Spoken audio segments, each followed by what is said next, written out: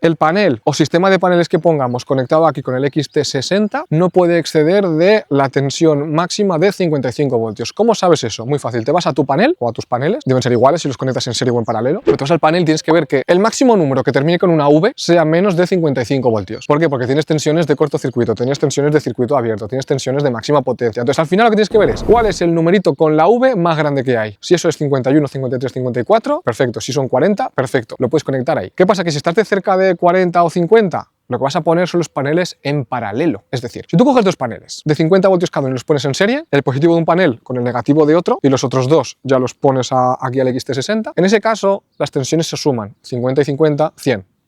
Lo torras. Pero si tú dos paneles que tienen 50 voltios de máxima y 50 voltios de máxima pones en paralelo, el positivo con el positivo y el negativo con el negativo, y eso ya va aquí, las tensiones se quedan iguales, con lo cual seguirías teniendo 50 voltios. Entonces podrías poner dos paneles de los grandes en paralelo porque suman 50 voltios. O sea, en total son 50 voltios porque no se suma la tensión, se suma la intensidad. Y es donde tienes que tener en cuenta la intensidad máxima que aquí te permite. Pero en resumen, y para que no os liéis con esto ni os volváis locos, es muy fácil. Que los paneles sean de menos de 55 voltios, que son cualquier panel, incluso los grandes fijos que se ponen en las casas, que sean de menos de 55 voltios, el número más grande que haya de V, ¿vale? De voltios en la placa de características del panel. Y para conectarlos en paralelo, tener en cuenta la potencia. Olvidaos de la intensidad porque es un poquito más complejo, pero tener en cuenta la potencia. Si el panel es de 250 vatios, puedes poner dos en paralelo. Si el panel es de 300 vatios, no puedes poner dos porque serían 600. Si el panel es de hasta 500 vatios, pues puedes poner uno. Y aquí ya, si queréis hilar más fino, podrías, no según el fabricante, pero a nivel práctico, en ciertos casos, y no recomiendo que hagáis esto, pero os lo quiero contar como consejo, como truco para que lo sepáis, que tú muchas veces en efectos prácticos sí que puedes poner más potencia, porque esto no te admite más de 500 vatios, pero luego tú un panel de 500 vatios nunca te va a dar 500 vatios, por suciedad, por las inclinaciones, por las pérdidas, porque el panel para darte 500 vatios está ensayado en laboratorio a 1000 vatios metro cuadrado, creo que es, de radiación o irradiancia, y sin embargo tú en un día normal como mucho tienes 800 vatios de radiación o irradiancia. Eso quiere decir que un panel de 500 vatios, el mejor día, en el mejor momento, con la mejor inclinación, uno de 500 vatios te va a dar 400, 420, 450 a lo sumo, y ni eso. ¿Esto qué quiere decir? Pues que a lo mejor tienes un 10%, entre un 10 y un 20% de pérdida con respecto a lo que te dice el fabricante, que son 500 vatios. Y en este supuesto, tú puedes meterle un panel de 600 vatios o 650, porque si le quitas ese 10-20% de pérdida va a estar por debajo de los 500. Entonces aquí, aunque el panel sea de 600 vatios, o la suma de los paneles sean de 600 vatios, no van a llegar a 600, sino que van a llegar menos de 500, que es lo importante. Y si el panel tiene algo de tiempo, pues cada año pierde a lo mejor un 1%, entonces si el panel tiene 2 o 3 añitos, pues ya ha perdido, si el panel está sucio, si el cristal o la parte que capta está un poco más opaca, todo eso son pérdidas. Entonces al final nunca uno de 500 vatios nuevo no te va a dar 500, te va a dar 400, 450. Entonces cuando tiene un año, 2 años, 3 años, es que ni uno de 600 te va a dar 500. Esto ya es un consejo y algo a efectos prácticos para que simplemente, pues oye, yo lo dejo ahí, os la dejo votando para que vosotros lo sepáis, pero no para que lo hagáis, pero que sepáis que a efectos prácticos eso pasa mucho. Es decir, una instalación que a lo mejor te dice el inversor, máximo puedes poner 8000 vatios de potencia instalada en paneles. Mucha gente luego pone 8500, 9000 vatios, porque sabe que nunca van a dar esos 8000 vatios en ningún momento, y en cuanto pase un año o dos menos todavía, porque van habiendo pérdidas y deterioro de la instalación, porque al final tienes pérdidas de captación, pérdidas por suciedad, pérdidas por el conductor, pérdidas cuando el inversor transforma, ¿vale? O cuando llega el inversor. Entonces al final piensa que una instalación puede tener unas pérdidas del 13%. Si el panel o una instalación, tú tienes por ejemplo un panel de 500 vatios, tiene una pérdida ya del fabricante porque se calcula diferente, como os he dicho, en laboratorio que en la realidad, y ya son 400 vatios, y luego hay una pérdida del 10% por los cables, los conductores, el inversor y por todo, pues al final estás hablando que al final es que una instalación de 5000 te puede dar 4000 en el mejor de los casos, con lo cual puedes poner una de 6000 para que te dé 5000. Pero bueno, ya digo, esto es una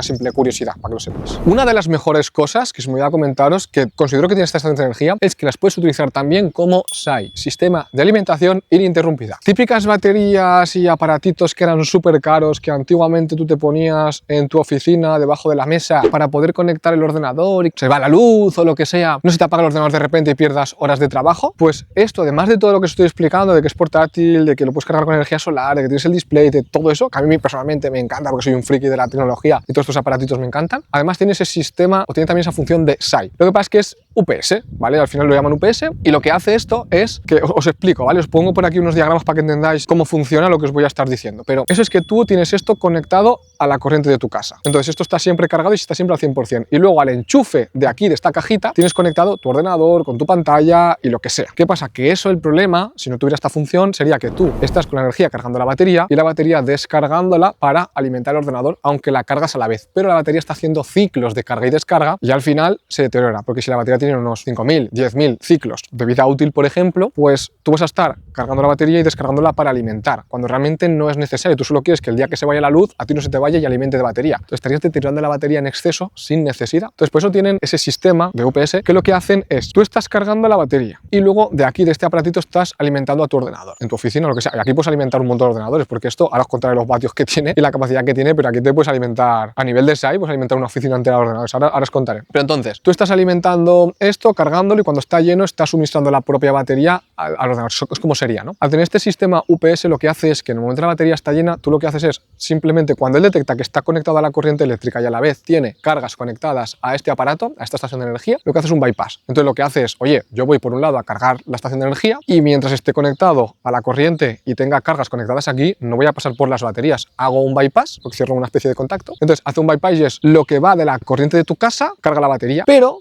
antes de entrar en la batería, alimenta los enchufes de aquí, con lo cual todo lo que tú tienes conectado en la estación de energía, cuando la estación de energía está conectada al enchufe de tu casa, no pasa por la batería, con lo cual te aseguras de que esto tenga la batería siempre llena al 100%. Todo lo que estás conectando aquí va directamente desde el enchufe de la casa, aunque tú lo conectes a la estación de energía y no estás deteriorando en absoluto las baterías. Pero en el momento esto detecta una oscilación por debajo de una caída del 10, 20, 30, no lo pone exactamente porque esto ya al final es por ley, pero normalmente es cuando te detecta una caída de un 10, un 20% en la tensión, antes de que llegue a caerse, en 10 milisegundos te hace un cambio y deja de alimentarte directamente del enchufe de casa y pasa a alimentarte de las baterías. En resumen, ¿esto qué significa? Pues que tú estás en tu casa, estás trabajando y de repente, ¡pum!, se va la luz, esto ha hecho el cambio y no se te ha ido la luz del ordenador, no se te ha llegado ni a apagar. ¿Por qué? Pues porque en menos de 10 milisegundos hace ese cambio. Cuando él nota que la tensión, por ejemplo, son 230 voltios, ha caído de 220, 210 voltios, todavía no se te ha apagado. Pero en ese momento, antes de que siga cayendo, lo cambia y cuando la tensión sigue cayendo, eso es en un instante, te lo cambia. Entonces, antes de que la luz se vaya, esto lo lee, te hace el cambio y te suministra desde las baterías, con lo cual en tu casa o en tu oficina se ha ido la luz, pero tú en tus ordenadores sigues teniendo luz.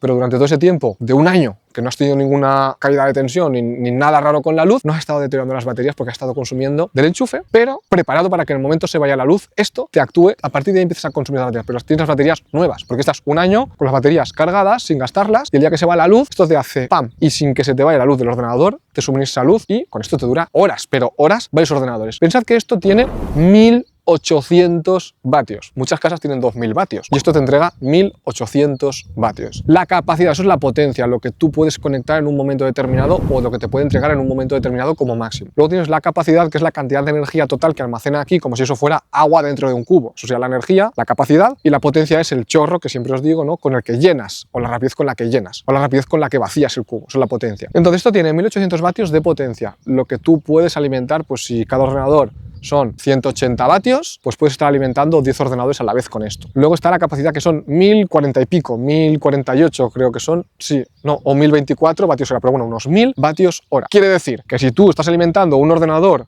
que consume 100 vatios con esto, te lo va a suministrar durante más de 10 horas. O lo que es lo mismo, si tú tienes 10 ordenadores conectados aquí que consumen 100 vatios cada ordenador y se va la luz, esto va a darte suministro para esos 10 ordenadores durante una hora todos siguiendo trabajando, que esto al final no es para que sigas trabajando, sino para que puedas guardar y demás, pero que puedes tener 10 ordenadores conectados y si se va la luz, pues vas a tener una hora de funcionamiento. Que dices, no, es que tengo más ordenadores y no necesito tanto. Bueno, pues puedes tener 40 ordenadores conectados de 100 vatios cada uno y cuando se va la luz, esto te va a aguantar 15 minutos para que la gente pueda guardar y pueda cerrar lo que está haciendo. Es una barbaridad, estás hablando de que uno de estos lo puedes tener en una oficina entera con 40 ordenadores para cuando se vaya la luz, solo un aparatito de estos. Y este es el pequeñito, este es el Nomad 1800, que está hecho para que sea, lo de Nomad es para que sea más transportable, que te lo puedes llevar a tu sitio y sea más ligero. Pues el motivo, tenemos 1.800 vatios contra 2.400 vatios. 1.000 vatios hora de capacidad contra 2.000 vatios hora de capacidad. Claro, este tiene el doble de capacidad, pero pesa el doble. O sea, esto pesa algo más que esto, el doble básicamente. Y esto es algo que tú puedes llevar muy fácilmente y te puedes llevar a cualquier sitio y que aún así da un resultado muy bueno, porque ya os digo, 1.800 vatios con 1.000 vatios hora de capacidad es algo muy interesante para lo pequeñito que es. Lo puedes llevar en el coche, si en algún momento tienes que cargar algo con un enchufe. O sea, es que hoy en día, para los que queréis tener 230 voltios en el coche, yo creo que con este tipo de cosas ya no merece la pena tener un inversor que de 12 voltios del coche te saca 230, porque ahí que puedes tener 100 vatios. de potencia, porque ahí viene por el fusible que tienes en el coche, ¿no? O sea, que tengas un inversor de 2000 vatios conectado a los 12 voltios del coche, va de una limitación de 100 vatios, de 150 vatios. Tú esto lo tienes y ya está. Y esto lo tienes con 1800 vatios que te va a entregar. Y además, esto no os lo he dicho, pero también se puede cargar con la toma de 12 voltios del coche, donde tiene la entrada para cargar con energía solar de la placa. Hay otro conector que es lo mismo, pero en la punta, en lugar de conectarse a la placa solar, se conecta a los 12 voltios del coche y cargas esto con los 12 voltios del coche. Ahora, ¿en qué situaciones gastaría yo cada uno de estos o cuál adquiriría según mi situación? Decir, oye, pues mira, este yo me lo compraría si tuviera esta situación, o viviera en esto, o tuviera estas condiciones. Y este me lo compraría en estas condiciones. ¿Pondría placas en estas condiciones o no? ¿Cómo lo complementaría? Porque además a esto tú puedes complementarlo con grupos electrógenos, pequeñitos, silenciosos, tenerlo en casa, no te ocupa nada, y el día que hay un apagón tú ni te enteras. Es decir, vas a tener luz durante días, que un apagón de días sería una barbaridad a nivel nacional, pero podría pasar. Pasó un apagón de un día, de 24 horas más o menos. Yo a partir de ahí me compré estaciones de energía y algún grupo electrógeno, ¿vale? Y tengo placas solares, pero es que al final tampoco sabes lo que va a pasar. Y visto lo visto, pues oye, por lo menos que la luz no te falte, porque hoy en día no tener luz en casa y encima con hijos, eso tiene que ser una locura durante un día. Entonces yo creo que no cuesta nada prevenirse, no cuesta nada prepararse, y si el día que eso venga, que esperemos que no, pero si el día que venga, pues vas a pasarlo muy bien, muy tranquilamente, casi que ni te vas a enterar, ni te va a afectar en tu día a día, dentro de lo que sería no tener luz y tener luz. Pero como no tengas nada de eso y no tengas luz y no puedes hacer nada, ojo. Y el último fue de un día. Como sean varios días como pasaron en otros países, cuidado,